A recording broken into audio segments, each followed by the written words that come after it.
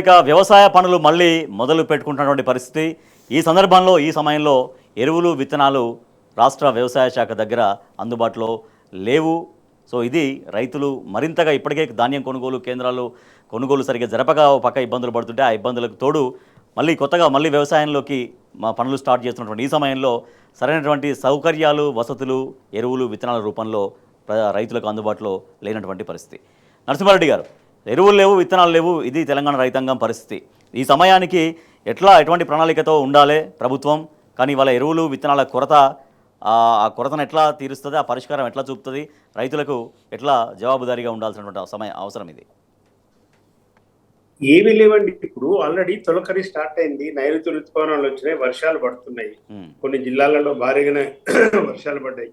నాట్లు పోసుకునే టైం, వెలగడ్డ పంటలు వేసే టైం మొదలైంది ఆల్రెడీ.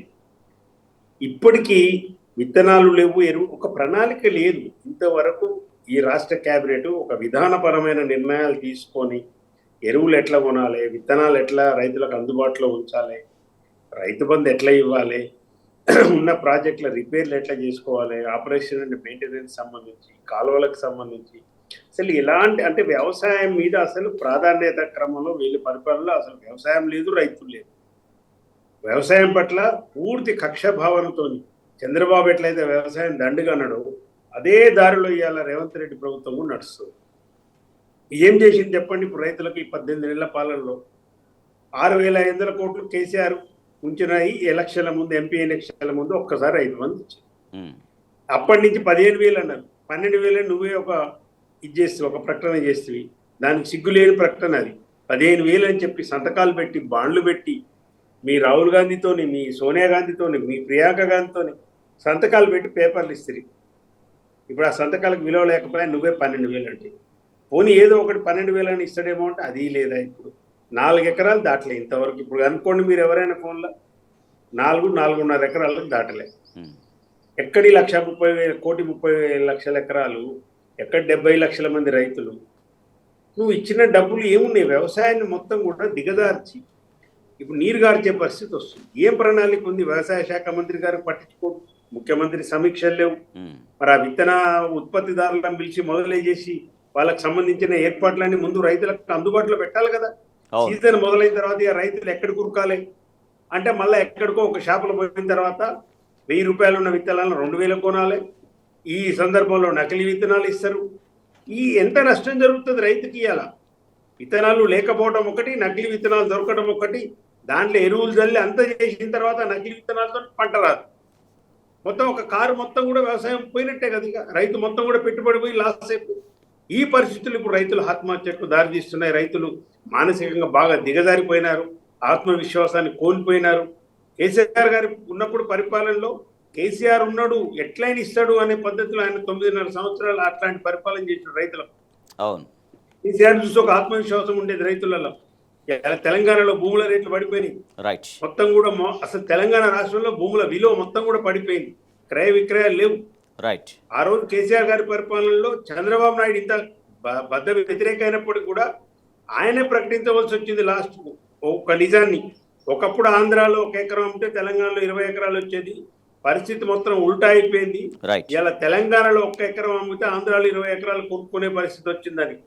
ఆ స్థాయి నుంచి మొత్తం కూడా మీరు ఈ అర్భక మూర్ఖపు ఒక ఏమంటారు అసమర్థ ముఖ్యమంత్రి పరిపాలనలో ఇలా తెలంగాణ రాష్ట్రం దివాలా తీసే పరిస్థితి వచ్చింది.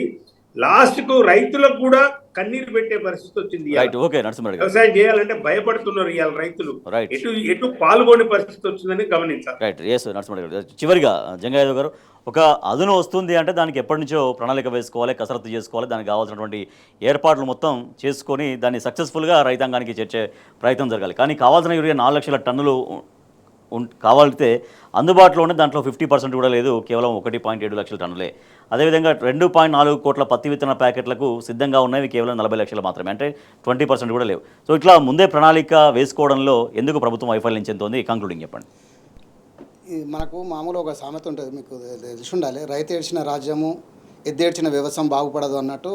రైతు ఈరోజు ఎంత ఏడుస్తున్న అన్నమో రామచంద్ర అన్న స్థితికి దిగజార్చినటువంటి ప్రభుత్వం ఏదైనా ఉందంటే రేవంత్ రెడ్డి గారి ప్రభుత్వం అని చెప్పొచ్చు.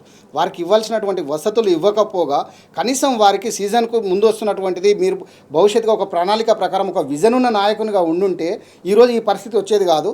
నిజంగా కూడా మీరు మీలో ఉన్నటువంటి మంత్రులు కూడా కనీసము మీరు బిజీ ఉన్నప్పటికీ కూడా కనీసం మీ కింద ఉన్నటువంటి మంత్రులైనా ఎవరైనా చొరవ తీసుకుంటారంటే ఎవరు కూడా ఎవరి మీద చొరవ లేకుండా ఎంతసేపు వ్యక్తిగతంగా చూసుకుంటున్నారే తప్ప ఇదే పొంగులేటి గారిని చూసుకుంటే వారికి పాల పొంగు మాటలు అవుతున్నాయి, ఉత్తమ్ కుమార్ రెడ్డి మాటలు ఉట్టి మాటలు అయినాయి, బట్టి గారి మాటలు ఒట్టి మాటలు అన్నట్టు అయిపోయింది.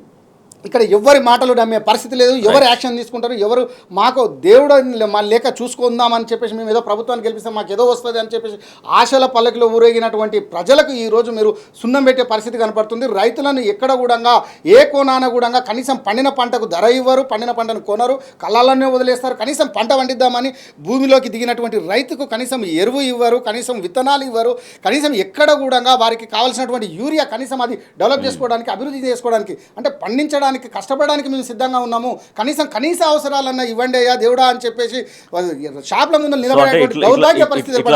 ఇట్లా ఉంటే నకిలీ విత్తనాలు నకిలీ ఎరువులు మరింతగా విజృంభించే ప్రమాదం ఉన్న తర్వాత బ్లాక్ ఉన్నటువంటి క్వాలిటీ ఏమో బ్లాక్ మార్కెట్ అనేది మరింతగా రైతులు ఇబ్బంది. రేవంత్ రెడ్డి గారి పరిపాలనే ఆ విధంగా కనపడుతుంది. అంత నకిలీని ప్రోత్సహిస్తున్నారే తప్ప నిజంగా ఒరిజినాలిటీని మాత్రం దాచిపెట్టేసి ఎక్కడికక్కడ ప్లానింగ్ లేకుండా మీ యొక్క అసమర్థతను ఇక్కడ కప్పిపుచ్చుకోవడానికి మేము ఏదో చేస్తున్నామని మాటలకు మాత్రమే పరిమితం అవుతున్నారు, చేతుల్లో మాత్రం ఎక్కడ కూడా కనపడట్లేదు మనకు. రైట్గా వ్యవసాయ పనులు తిరిగి మళ్ళీ ఈ సీజన్కి మొదలవుతున్నటువంటి ఈ సమయంలో ఇప్పటిదాకా రైతాంగానికి అందించాల్సినటువంటి ఎరువులు తర్వాత విత్తనాలు వాటిని కూడా ఒక స్టాక్ సరిపోను పెట్టుకోవడంలో ప్రభుత్వం వైఫల్యం చెందుతుంది. సో దీంతో ఇప్పటికే రైతులు కొనుగోలు కేంద్రాల దగ్గర కొనుగోలు జరపకపోవడంతో ఎట్లా ఇబ్బందులు పడుతున్నారో, పండించినటువంటి పంట సరిగ్గా కొనరు, తర్వాత వ్యవసాయ పనులు సిద్ధమవుతున్నటువంటి ఈ సమయంలో కూడా కావాల్సినటువంటి ఎరువులు విత్తనాలు ప్రజలకి అంటే రైతులకి అందించడంలో ప్రభుత్వం వైఫల్యం చెందినటువంటి పరిస్థితి.